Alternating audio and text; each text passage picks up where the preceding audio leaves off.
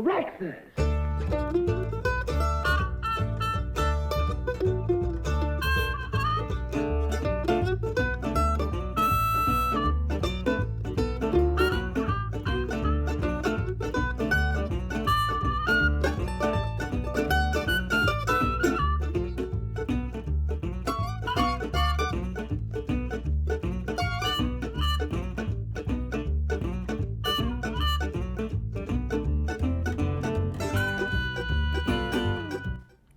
Good morning, and welcome to Comics for Breakfast.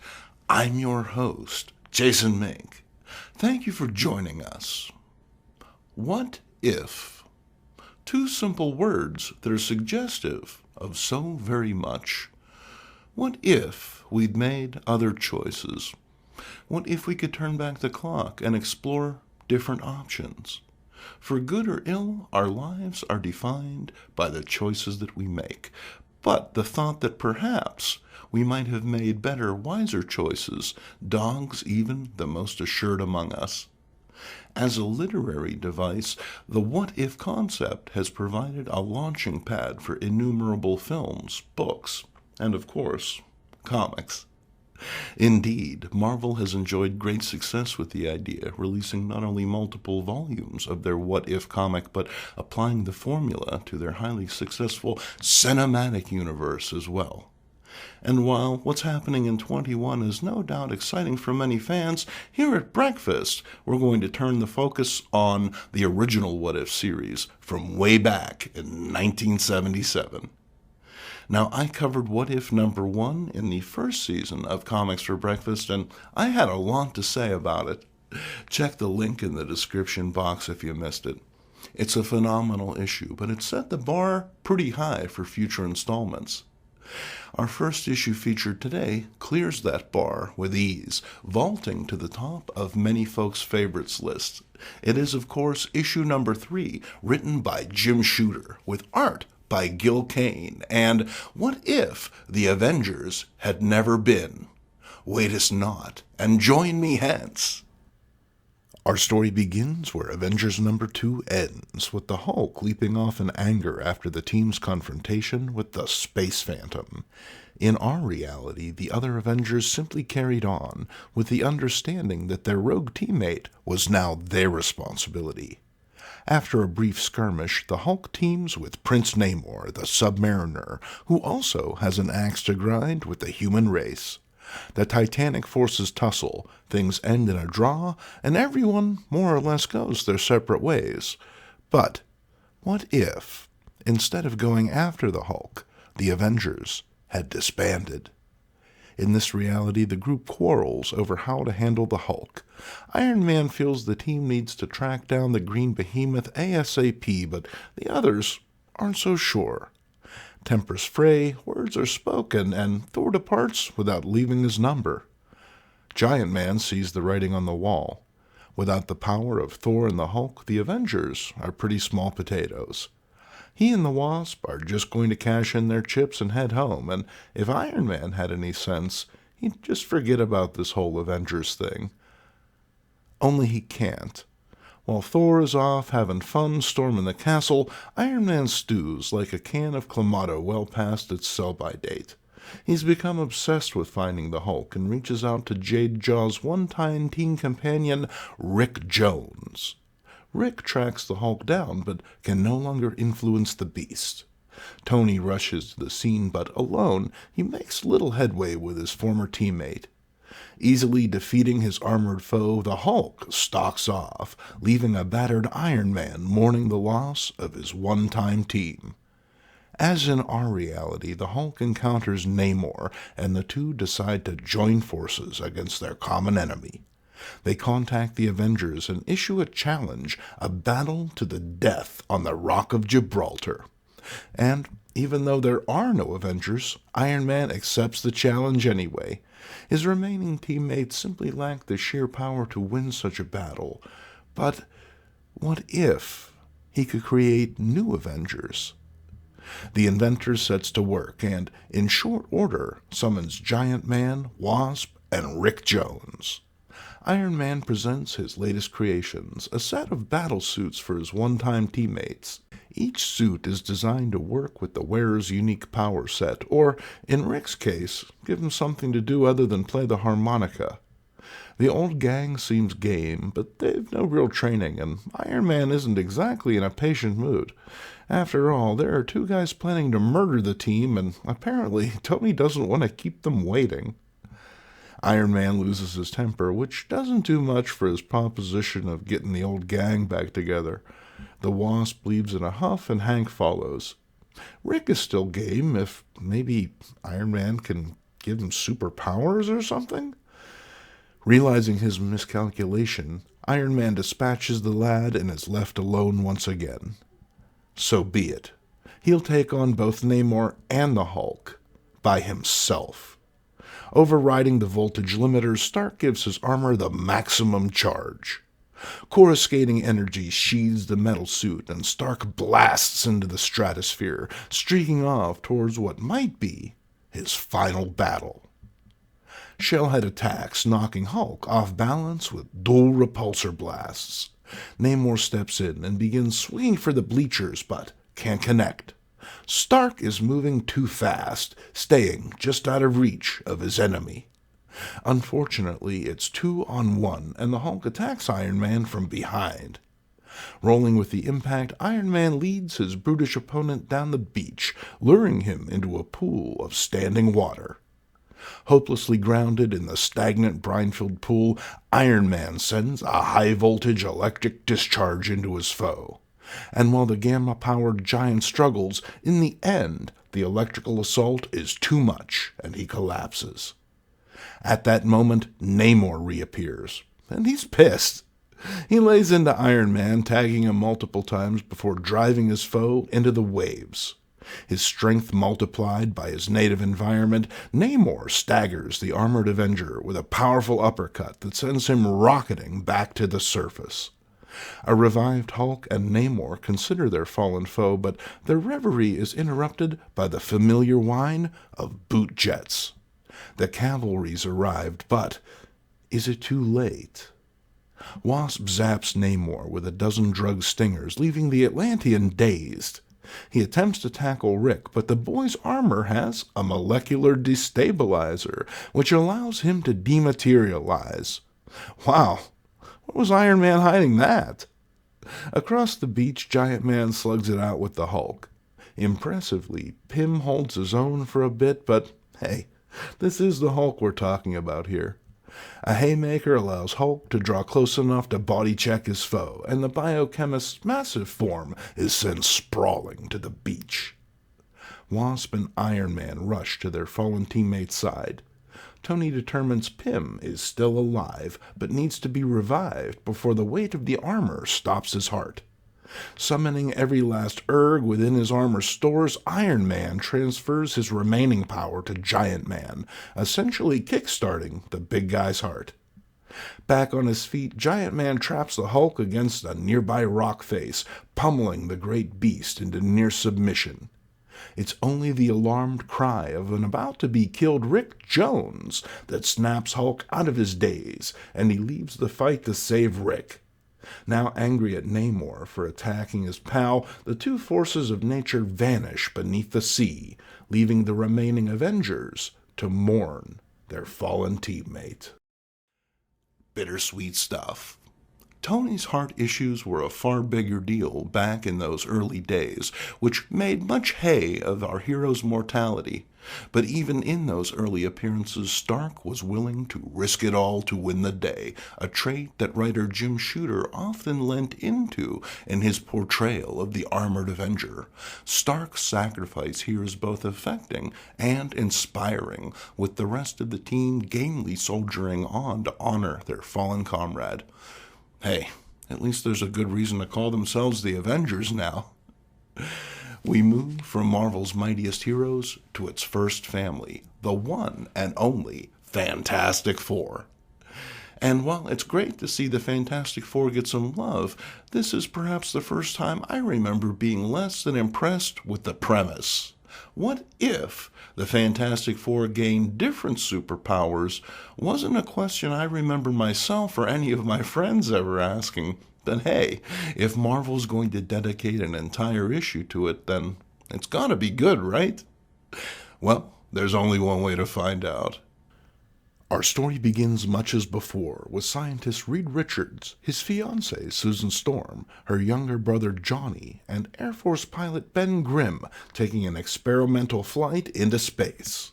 For unexplained reasons, the same cosmic rays that originally gave the group their powers affect them differently in this reality. When the ship returns to Earth, these unexpected new abilities manifest. Reed vanishes, Johnny grows heavier by the moment, and Ben sprouts an oversized set of dragon wings. He dive bombs his pals, zipping around, and actually seems to be enjoying this horrific transformation. But when he sets down, Johnny lets him have it. As Johnny grows angrier, he begins to change, turning into, and I quote, a kind of living robot.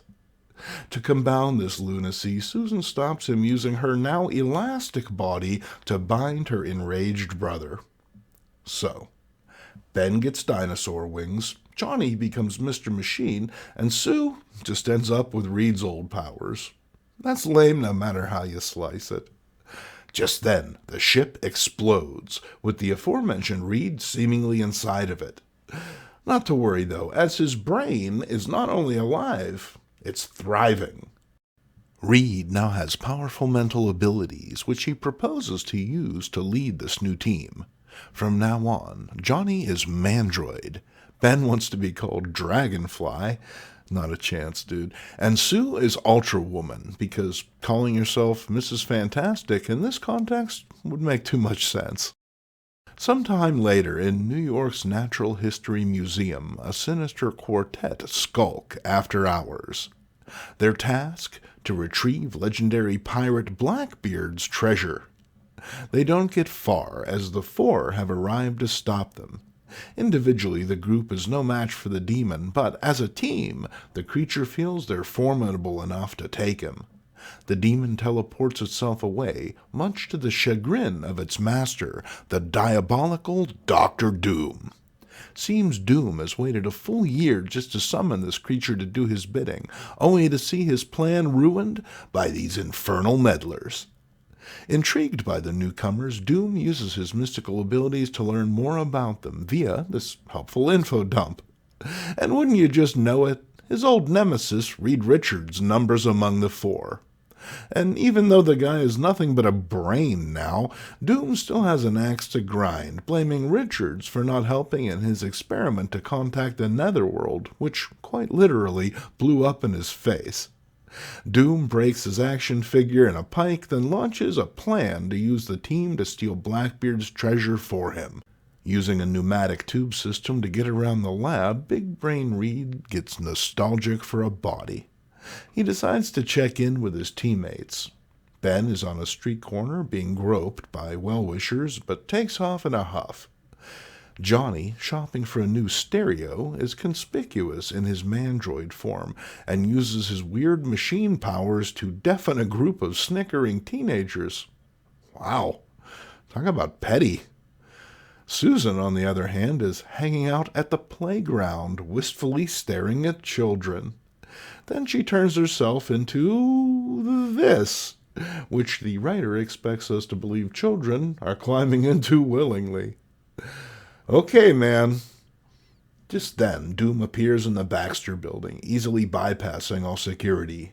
Confronted by Big Brain, Doom explains he knows that the brain is Richard's, and that, if allowed, Doom could build him a new robotic body to house his intellect. Reed tells him to stuff it in his tin ear, but Doom persuades him by showing Ben making time with Reed's former gal, Susie. Fearing his loss, Big Brain agrees to go with Doom, but before they can depart, Johnny shows up. Reed wants to explain, but Doom is the more direct type. He and Johnny begin to throw down, but the young robot is outmatched and easily defeated. Doom escapes with Reed's brain and hightails it back to Latveria, with the rest of the FF in hot pursuit. thanks to a tracking device Johnny managed to plant.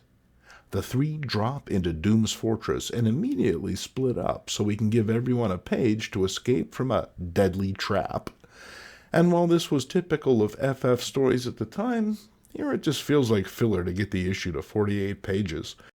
The team eventually regroup, find Doom, and throw down in their uniquely unsettling manner. In the end, Doom manages to defeat everyone save Reed, who uses his prodigious mental powers to give Doom a good zapping. There's an explosion, but hey, it's okay. The force of the blast drove Reed's consciousness into Doom's body. That's how these things work, right? It's a happy ending with no shock or trauma whatsoever from all the limb loss, mind transference, and general body horror. Hey, it was the 1970s. Weirder things happened on the way to the store for a pack of smokes. So yeah, the story is an odd one, to say the least. I've never been the biggest Fantastic Four fan, but this doesn't really feel like the team to me. I get it, their powers are different, but why are their personalities? Other than Reed, at this stage in their lives, the other three were still used to being more or less normal people. Susan Storm was mild and unassuming. Johnny Storm was a hot rod-obsessed teen. Here, he feels about 10 years older and bitter besides. And Susan, suddenly physically aggressive and as intense as her teammates. This is explained by the characters changing to suit their new powers, but it simply doesn't scan, knowing what we know about the four. And while the idea of pilot Ben Grimm getting a set of wings to fly around might have seemed like a novel concept, it alters pretty much everything that fans love about the character. By removing his hardship and suffering and making Ben a normal hero, well, it undercuts just what makes the thing work in the first place.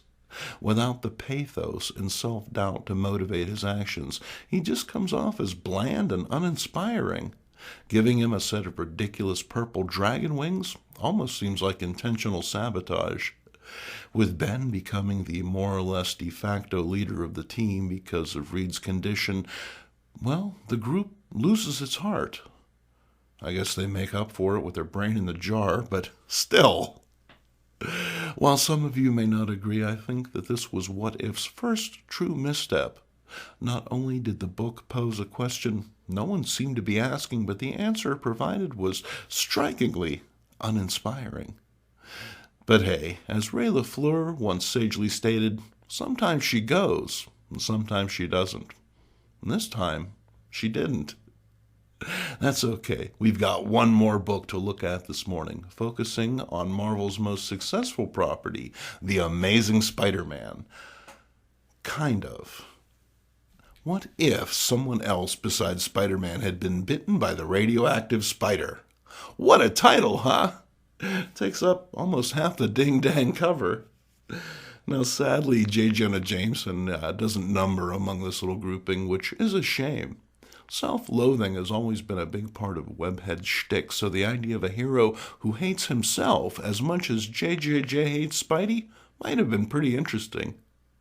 But hey, they're not paying me to write the comics. They're not even paying me to talk about the comics. But let's check it out nonetheless. Our story begins with Spider-Man swinging across the city. He's about to head home after an uneventful night, but notices a small child falling from a skyscraper window. Only in New York, huh? Webhead rescues the kid, declines a dinner invitation, and swings off, preoccupied by his own problems. But Spidey doesn't know just how lucky he's got it, as our bald narrator, the Watcher, is about to show. Flashback to many years ago and a certain science demonstration attended by the kids of Midtown High. However, in this reality, it is not Peter Parker who's bitten by the radioactive spider, but school bully Flash Thompson. Things proceed along a similar track for Flash as his new powers manifest almost immediately.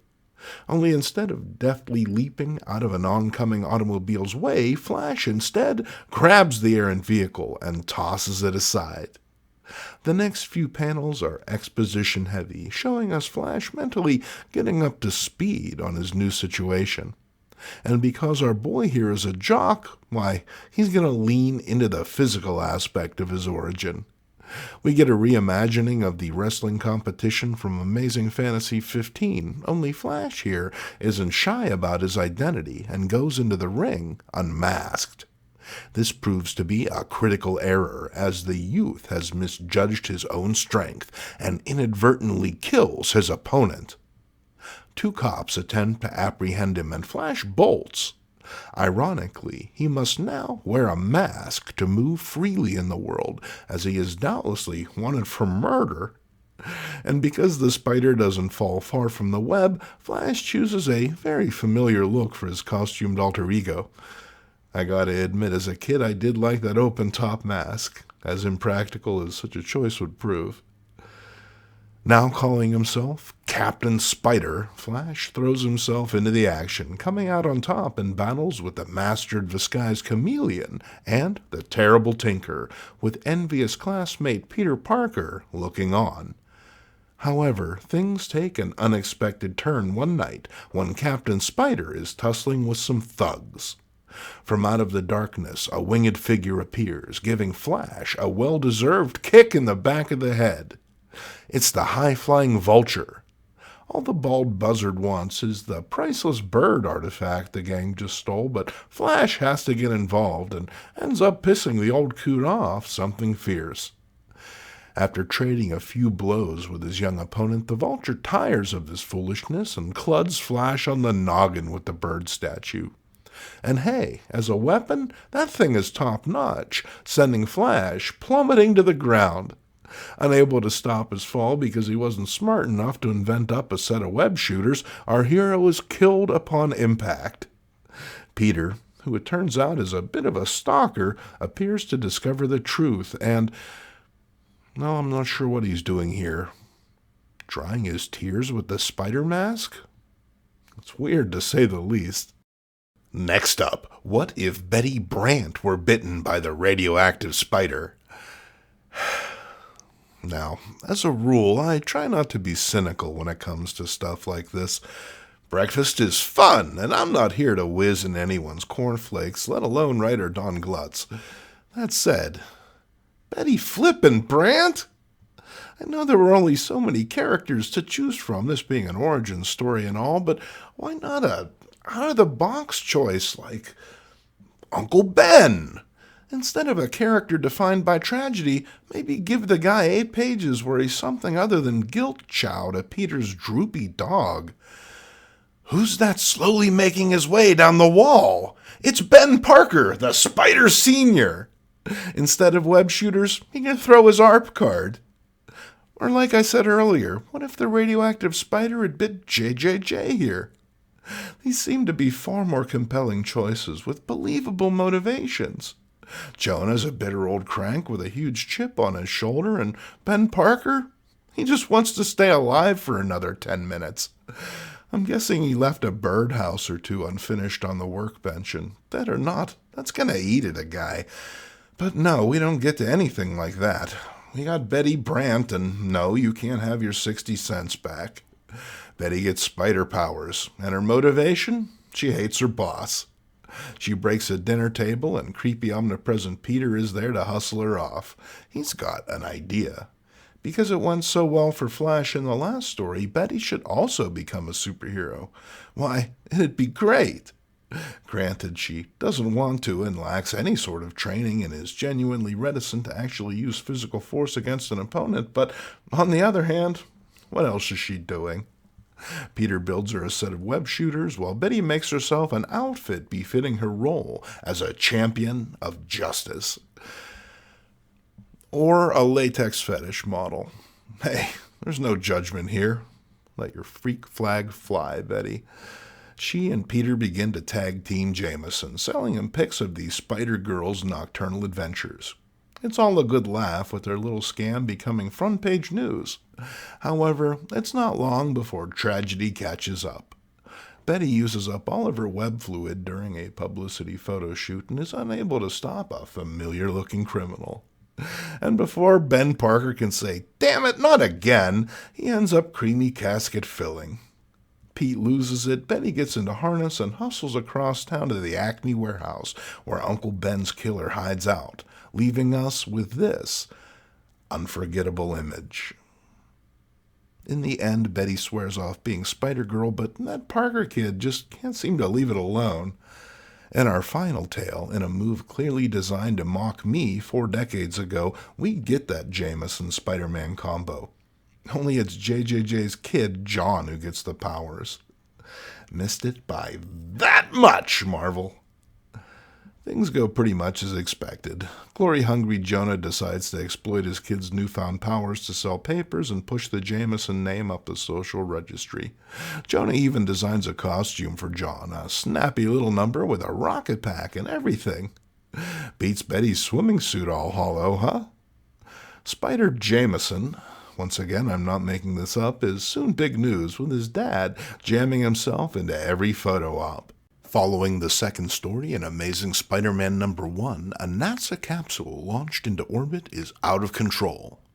Jonah and newly hired photographer Peter Parker follow after Spider-Jameson on a rescue mission. In spite of being overwhelmingly unprepared to effect such a rescue, John gives it his best shot. He uses his rocket pack to adjust the capsule's course, which actually works out pretty well, until the fuel runs out. With no way of stopping the capsule now, John decides the astronaut's best hope is placing himself between the craft and its point of impact, a hilariously implausible premise we nonetheless see play out. Instead of being an unrecognizable crimson smear on the nose cone, Spider-Jameson is inexplicably alive, at least long enough for this touching moment. Cue the heavenly spotlight, Larry. Ah, there it is. The issue wraps up with a funeral, and a change comes over Jameson. Why, there are other less dead superheroes out there who need his help and support, by gum, and he'll use the Daily Bugle to see that every one of these antisocial weirdos is not only accepted but celebrated by society at large. Oddly prescient. And as for Peter, well, thanks to his obsession with hoovering up dead bugs, stalking the unwary, and just generally hanging around until the story gets around to him, well, let's just say I think he's gonna be all right. In spite of the particulars being changed, in the end, Peter Parker assumes his rightful identity as Spider-Man, underscoring the concept that some things in the Marvel Universe are simply meant to be. Readers are shown that being a hero is less about power itself and more about the qualities of the individual. In spite of his quirks and personal failings, we discover that only Peter is truly suited to such an extraordinary life, with the others being collateral damage on the path to the story's natural conclusion. Now, as a kid, I remember having mixed feelings about this book. Okay, I'll admit it, I kind of liked the idea of the concept of Captain Spider, but hey, I wasn't about to trade it in for the genuine article. And the other two here, well, they're less than inspiring. They're not bad per se, but the drop in quality from those early what-if issues feels very abrupt, coming so soon in the run. It almost feels like Marvel was scraping the barrel for content here, and we're only on issue 7. While the book would doubtlessly feature better stories in the upcoming years, What If would never recapture the magic of that first handful of issues. But hey, maybe I'm full of crap, huh? What is your favorite What If story? Let me know in the comments section or on our Facebook group. It would be great to hear from you. If you enjoyed this video, please like, share, and subscribe. Help me get the channel to 1,000 subs by the end of the year, and I'll give you a cookie. I'm Jason Mink, and I hope to see you next Sunday at breakfast.